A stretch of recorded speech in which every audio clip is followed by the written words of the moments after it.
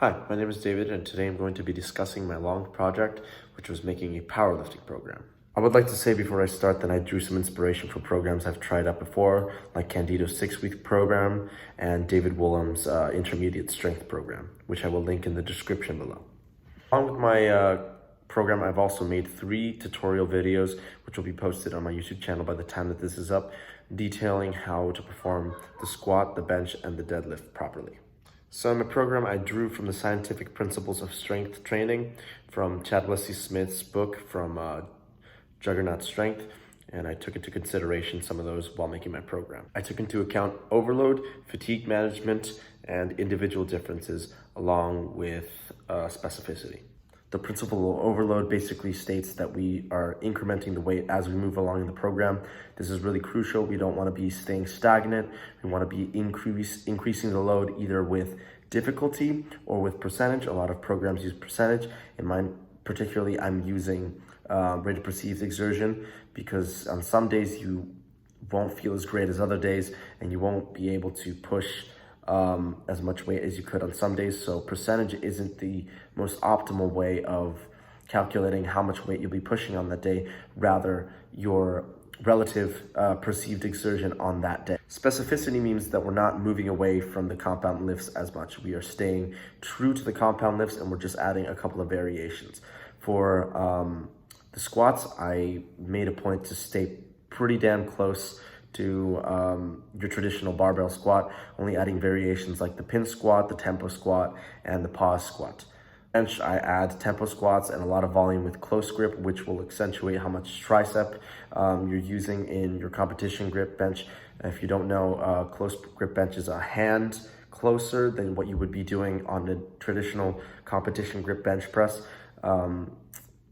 And for deadlifts, I was incorporating Romanian deadlifts and anything to attack the posterior chain, which is your hamstrings, your glutes, and your lower back. So stuff like stiff-legged deadlifts or Romanian deadlifts or cheated rows. Specific differences means certain problems that people have during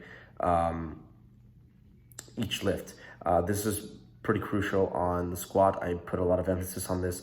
A lot of people have different problems during the squat. Some may be breaking out of that hole at the bottom position of the squat. So I have 3 alternatives during the conditioning phase to the traditional pause squat. If you want to get some more hypertrophy and want to have more control on the descent of the squat so that you don't lose position on the way up, I would recommend using tempo squats.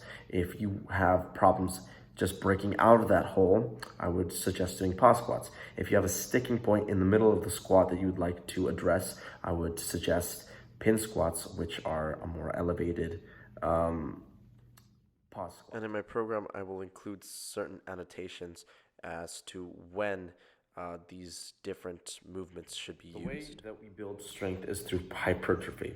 So at the beginning of a program, we're going to want to have a lot of hypertrophy to build up the muscles that are in the main 3 compound lifts in powerlifting, which is squat, bench, and deadlift. There is a lot of muscles that go into performing each of these movements. It's not a specific movement, a specific muscle group that's going to be attacked for each one. You could be using a lot of back and squats, as well as legs, as well as arms to hold the bar in place. So a lot of muscles on the body are being used for each compound lift. So it's important that we build up a good foundation of hypertrophy to build those muscles to be bigger, because if they are bigger, then they have potential to grow stronger. So at the beginning of the program, you want to be incorporating a lot of different movements and not straying too much away from the 3 main lifts, because you always want to have a gateway back to those 3 main lifts, but you want to have variations of those lifts to strengthen certain weaknesses in the squat. I discussed in my squat video about the stretch reflex, and basically the stretch reflex, what it is a reflex. Once the muscles in the leg have completely stretched, a signal is sent to the spinal cord and then back to the motor neurons to contract and instantaneously contract. So one way that we can combat this is by using pause squats to have a lifter not take so much advantage from the stretch reflex, because there's only so much that the stretch reflex can do for our squat. So you want to have control through that whole movement. If there's a sticking point in the squat, let's say that there's a point in the squat after you've reached the bottom position where you just you can't stand upright, there's different ways that we can combat this. For example, we could, instead of pause squats, we could be incorporating pin squats, where we put the safeties of the rack a little bit higher, and then we pause the bar on the rack in the specific area of the squat that we're having difficulties in. And by training in that range of motion, we will basically get stronger in that portion of the squat. So in the beginning phase, which is going to be the hypertrophy phase and the conditioning phase, we're going to be using a lot of repetitions, nothing more than 10 reps, as 10 reps would be getting into an endurance style training, which we want to stray away from. We want to have just enough hypertrophy that's going to aid us once we get into heavier weights. Along with higher rep ranges, we'll be using a lot of assistance movements, which will help grow those muscles by not doing the movement. So it'll directly help those same muscles to grow by doing a different movement. So let's say I'm trying to grow my glutes in the deadlift. I would probably want to do something like stiff-legged deadlifts or Romanian deadlifts, which will really grow my hamstrings and really accentuate the muscles in the posterior chain, those being the lower back, the glutes, and the hamstrings. So in the conditioning phase, I really incorporated a lot of different assistance exercises that would help carry over into those compound lifts. For squats, I incorporated pause squats, as those help to limit how much you're using that stretch reflex. Like I said, this can be changed out to be pin squats or tempo squats, depending on your weaknesses. If you tend to really dive bomb, I would dive bomb into the squat and not have a lot of control on the descent. I would recommend doing either tempo squats or pause squats or both. If you have a sticking point in the middle of the squat and you don't really have a lot of problems slamming at the bottom of the squat, I would recommend doing pin squats at above parallel. And what I mean above parallel is this will be your tibia and this will be your femur. Parallel would mean that your femur is parallel to the ground, and this would mean that you are less than parallel to the ground. This is proper depth. If you have a difficulty standing up in the squat that is higher than this bottom position, you would probably be squatting to just parallel and have the bar rest on the safeties, which are set a little bit higher, and that's called the pin squat. As we gradually move through the program, we'll be taking away those assistance movements so that the body doesn't become too fatigued, because as we up the weight, the body's not going to be able to take that much of a load in volume. Volume is what helps us grow our muscles, and the increased repetition will help produce hypertrophy.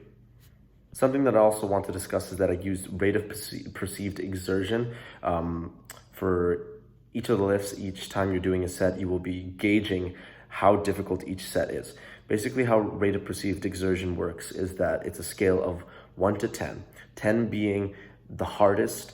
You could not have done one more rep in that set. 7 means that you probably had 3 reps in the tank. So each time we're performing a set, we want to make sure that we're not using maximal energy levels. We want to make sure that we have certain reps in the tank. So to gauge how much weight we'll be doing that day, we're going to work up to heavy singles at the beginning of the day at around RPE 7. So you have like 3 reps in the tank, and that would mean that you are around 90%. RPE 7 with a single means that you have around 3 reps left. That means you're around 90% of your theoretical max. So based on those theoretical maxes, we're going to do back downs at an appropriate weight. Let's say you're doing sets of 5. If you were told to do sets of 5 at an RPE of 6, it would mean that you have 9 reps in the tank. And normally speaking, your 9 rep max is going to be around 77% of your max. I shall include a link to a chart of the RPE scale just to better understand it. So as we progress in the program, we up the weight, we increase the difficulty, and we decrease how much variation we have from those main lifts. So we primarily focus in the weeks before we max out in those 3 lifts and really getting sets in that are above 80%, around 85, maybe even 90 if you're feeling good on a particular day.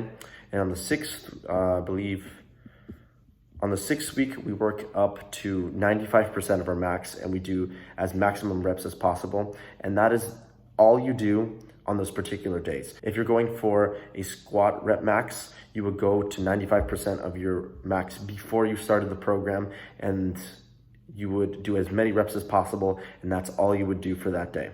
And that's what you're going to do for 3 days in that week: Monday, Wednesday, and Friday. And on those 3 days, you're going to max out how many reps you can do on each of those movements, and that's all you're going to do for those days. The point is that everything leading up to there was a foundation, and we steadily took away more and more volume to help our muscles be able to perform higher weights. I would like to further reiterate that the more volume that you do, the less capability your muscles have of pushing more weight. So that's why I put so much emphasis on decreasing the volume and variations that you do closer to your 1 rep max, to the date that you've set to do to test the 1 rep max. So everything builds up to week 7 after you've done your rep maxes. That'll be everything you're doing on those particular days. You'll rest over the weekend, and then you'll rest until Friday of the next week. And on that week, you will max out each of the 3 lifts. Personally, I staggered through this. I had some difficulty doing it as I was doing a recovery period 2 weeks before it. And something that powerlifters normally do is that they have 3 weeks where they train really hard, and they have a 4th week of deload. I was working under 5 weeks of working under a lot of weight and a lot of volume, and my tendons could not take it. So I really had to back down on that 4th week, and that limited how much I could push over the next weeks. However, progress does show. I increased my deadlift by 10 pounds in suboptimal settings. I hadn't peaked, I hadn't reduced the volume, I hadn't deloaded. These are all crucial elements in performing these are all crucial elements in pushing maximal weight. Now I'm going to talk about deload and fatigue accumulation. A way of tackling fatigue accumulation, like I said, 3 weeks is normally what most powerlifters use as their time to really work hard. And then on the 4th week, they take a step back and they decrease the difficulty just to give their joints a breather from all the heavy weight that they've been pushing. Or maybe not even that heavy weight, but a lot of volume and a lot of repetitions that they're doing.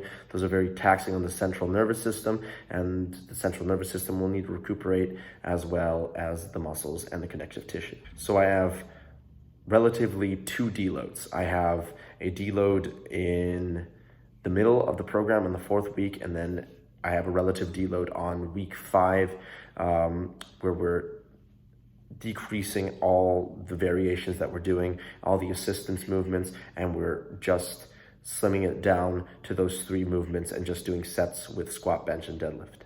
Fortunately, I have not completely completed this, as I thought the deadline would be a little bit later. However, I am on week 5, and I have definitely shown some progress as I have increased my deadlift max from 455 to 465, and I've been able to hit singles at rates of perceived exertion or RPE that I wasn't able to before. That's something that we also have to take into consideration, that even though we're not hitting PRs in weight, we may be feeling better on a certain weight. So if I hit 385 on the squat at the beginning of the program at RPE 9, I think now I'm hitting it at RPE 8 or RPE 7, which would mean that our theoretical squat max is higher than when we started.